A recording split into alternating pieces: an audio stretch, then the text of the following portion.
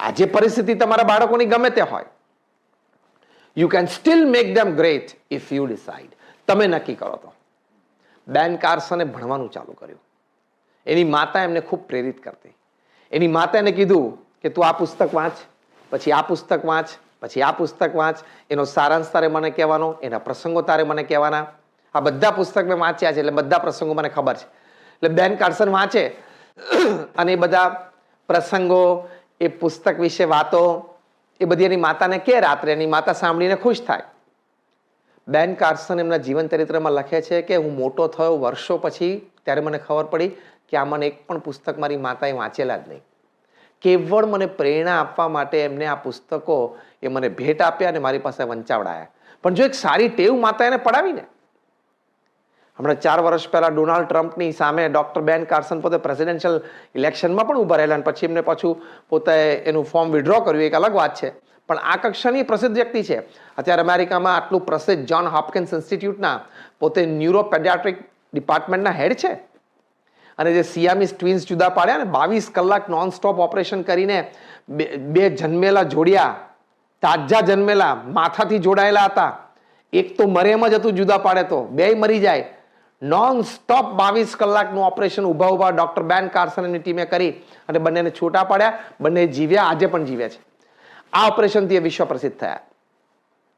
હવે એ બાળક નાનપણમાં ખિસ્સામાં ચપ્પુ લઈને ફરતો હતો, એનું ભાવિ શું હતું અને એને એની માતાએ ક્યાં પહોંચાડી દીધા.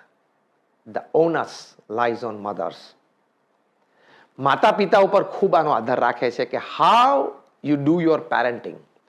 ભારતને આપણે જો ભારત બનાવવું હશે તો દરેક માતા પિતાએ પોતાના સંતાનની કેળવણી એવી કરવી પડશે, એવી એક પેઢી તૈયાર થાય કે ભારત દેશ માટે, ભારતની આપણી સંસ્કૃતિ પ્રણાલિકા માટે, સનાતન ધર્મ માટે, આપણી રહેણીકેણી માટે, આપણી વિચારધારાઓ જે આપણને મહાન પ્રાપ્ત થઈ છે પરંપરાની, એની માટે એને અસ્મિતા જાગે.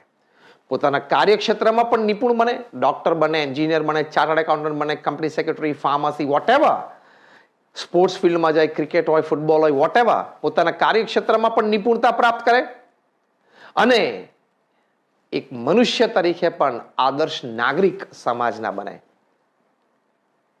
બે કરવું છે આપણે. We want to make him the best professional. At the same time, we want to make him a great human being.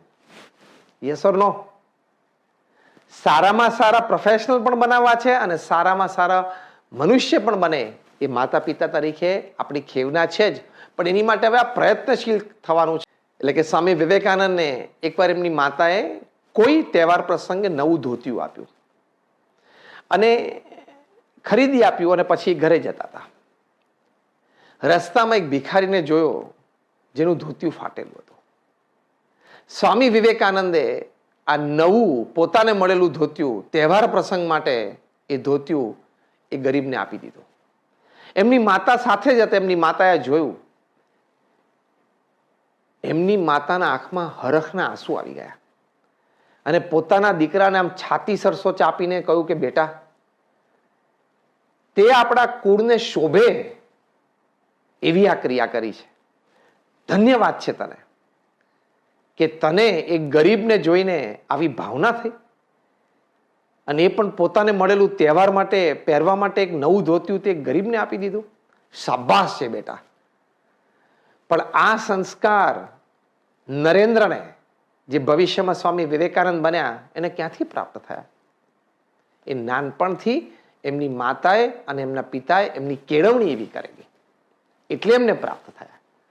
તો આવા ભારત વર્ષના આપણી પાસે પ્રસંગો છે.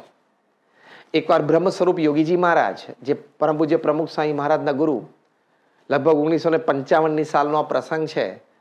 ત્યાં ગોંડલમાં શરદ પૂર્ણિમાનો ઉત્સવ ઉજવ્યો. બીજે દિવસે સવારે યોગીજી મહારાજ ભગવાનના દર્શન કરવા માટે મંદિરે જતા હતા. ત્યાં દૂર થોડા છોકરાઓને રમતા જોયા. પણ એ છોકરાઓના વેશ કેશ જોઈને ખબર પડી ગઈ કે આ છોકરાઓ નાયા ધોયા નથી. યોગીજી મહારાજે એ બધાને નજીક બોલાવ્યા અને કહ્યું કે ચલો અમારી સાથે. અને ત્યાં ગોંડલી નદીના ઘાટ ઉપર બધાને લઈ ગયા અને ત્યાં બધાને બેસાડ્યા અને બધાને સમજાવ્યા કે આપણે રોજ નાહવું જોઈએ, રોજ ભગવાનના પાઠ પૂજા કરવા જોઈએ. નાના બાળકોને આ ઉપદેશ આપ્યો અને પછી બધાને કીધું કે તમે નાશો રોજ, તો બધાએ કીધું હા. તો યોગીજી મહારાજે કેટલો બધો પ્રયત્ન કર્યો. યોગીજી મહારાજે જાતે ગોંડલી નદીમાંથી ત્યાંથી એક લોટો પાણી ભરીને દરેક બાળકના માથા ઉપર પાણી રેડ્યું કે જો આ અમે તમને નવડાવીએ છીએ, હવે તમારે રોજ નાવાનું. એ બાળકોને આ સંસ્કાર પડ્યા, એ બાળકોને એક આ જીવનશૈલી શીખવા મળી. સામાન્ય ગામડાના એકદમ બાળકો સ્કૂલે પણ ન જતા હોય અને એવી રીત રિવાજ પણ ન શીખ્યા હોય એવા બાળકો હતા, પણ એમને નાતા ધોતા, રોજ કપડાં બદલીને સ્વચ્છ રહેતા અને નાયા ધોયા પછી ભગવાનનું નામ સ્મરણ કરતા યોગીજી મહારાજે શીખવાડ્યું. પણ યોગીજી મહારાજે હી ટુક સ્પેશિયલ કેર. યોગીજી મહારાજે સ્પેશિયલ સમય કાઢીને આટલો દાખલો કર્યો. તો માતા પિતા તરીકે આપણે બધી જ સૂટેવો આપણા બાળકોને નાનપણથી શીખવાડવી જ જોઈએ. એની માટે તમારે પ્રયત્ન કરવો પડશે. તમારું વર્તન તમારે ખૂબ જાણપણે યુક્ત વર્તવું પડશે. ઘરમાં એનું અત્યંત એનો ખટકો રાખવો પડશે. નહીં તો તમે જે બોલો છો, ચાલો છો, હરો છો, ફરો છો, એની પરથી બાળકો બધું જ શીખી લેશે. એકવાર અમારા મંદિરમાં સંધ્યા આરતી પછી કોઈક પરિચિત વ્યક્તિ એ આવ્યા અને કહ્યું અમારા એક સંતને કે અમારે સ્વામી મારે બેસવું છે, એક વાત કરવી છે. એમનો નાનો બાળક સાથે તો 12-13 વર્ષનો હશે. પછી કે સ્વામી આને સિગરેટ પીતો થઈ ગયો છે. એટલે અમારા સંતે કીધું ખરેખર તમે જોયું કે કોકની કહેલી સાંભળેલી વાત તમે કરો છો? કે ના સ્વામી મેં નજરે જોયું, પૂછો એને. પેલો બાળક બિચારો કે હા. અરે કે સ્વામી આપણા ઘરમાં ચાલે આટલો નાનો બાળક સિગરેટ પીતો થઈ જાય? અમારા સંત બહુ મચ્યોર હતા. એમણે પેલા બાળકને પ્રશ્ન પૂછવાના બદલે પહેલા એના પિતાને પૂછ્યું તમે સિગરેટ પીવો છો? પિતા કે હા સ્વામી હું પીવું છું. બીજો પ્રશ્ન કે તમે ઘરમાં પીવો છો કે ખાલી ઓફિસ કે બહાર પીવો છો? તો કે ના ઘરમાં પણ પીવું છું. ત્રીજો પ્રશ્ન પૂછ્યો કે કોઈ દિવસ ઘરમાં તમે બેઠા હો ને સિગરેટ પીવાનું મન થાય ને સિગરેટ ના હોય તો બાળકને કોઈ દિવસ પાનના ગલે તમે મોકલ્યો છે સિગરેટ લેવા માટે? એ કે હા સ્વામી મોકલ્યો છે. અમારા સંત કે ચેપ્ટર એન્ડ્સ, અહીં વાર્તા પૂરી થઈ જાય છે. આ બાળકે તમને ઘરમાં સિગરેટ પીતા જોયા, એ બાળકને સિગરેટ લેવા માટે તમે પાનના ગલ્લે મોકલ્યો. હવે એને ત્રીજો એક કાર્યક્રમ બાકી હતો મોઢે અડાડવાનો, એને જાતે કરી લીધો. એટલે તમારે બાળકને સંસ્કાર આપવા હશે, તમારે બાળકનો ઉછેર યથાર્થ કરવો પડશે, તમારે બાળકને મહાન બનાવવો હશે તો તમારે વર્તણૂકમાં ખૂબ ખ્યાલ રાખવો પડશે. ન્યુયોર્કમાં 1996ની સાલમાં પ્રમુખ સ્વામી મહારાજ સાથે અમે ગયેલા અને બધી ફેમિલી શિબિર થતી હતી. એમાં બાળકો સાથે બેસીને એક ફોર્મ ભરાવેલું, what you like about your parents and what you don't like about your parents. માતા પિતા વિશે તમને શું ગમે છે શું નથી ગમતું.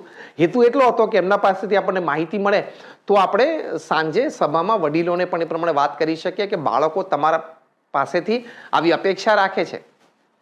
તમને આશ્ચર્ય થશે કે 8 વર્ષના બાળકે લખેલું કે મારા માતા પિતા જે રીતે મારા દાદા દાદીને ઘરમાં ટ્રીટમેન્ટ આપે છે ને મને નથી ગમતું. વિચારો, એક 8 કે 9 વર્ષના બાળકે લખેલું કે મારા માતા પિતા બંને એકબીજા સાથે ઝઘડે છે ને એ મને નથી ગમતું. આવી તો ઘણી બધી વાતો છે. એટલે પેરેન્ટિંગ તમારે યોગ્ય કરવું હોય, if you want to do the right type of parenting, તો તમારે તમારી વાણી અને વર્તન બેમાં અત્યંત વિવેક રાખવો પડશે. કારણ કે મેં કહ્યું એમ ચિલ્ડ્રનનું ગ્રેસ્પિંગ પાવર બહુ હોય છે. દેશી ભાષામાં કહીએ તો બધી જીબી એની ખાલી જ હોય છે, ભરપૂર. અને પછી આવું બધું જોવે જાણે એનાથી ભરાઈ જાય છે. અને નાનપણમાં જે જોયું જાણ્યું હોય ને એની પાસે લાઈફ ટાઈમ રહે છે. એટલે આ સંસ્કાર ખૂબ જરૂરી છે. પ્રમુખ સ્વામી મહારાજ એટલે ઘણી વખત કહેતા, પ્રમુખ સ્વામી મહારાજે પોતે વિશ્વભરમાં ભ્રમણ કરીને દરેક પરિવારના જીવનમાં સંસ્કૃતિ, પ્રણાલિકા, સંસ્કારનું સિંચન થવાની માટે ખૂબ પ્રયત્ન કર્યો. એ પ્રમુખ સ્વામી મહારાજ કહેતા કે જો તમે તમારા સંતાનોને સંસ્કાર નહીં આપો તો એક દિવસ તમારે સંપત્તિ અને સંતતિ બે ખોવાનો વારો આવશે.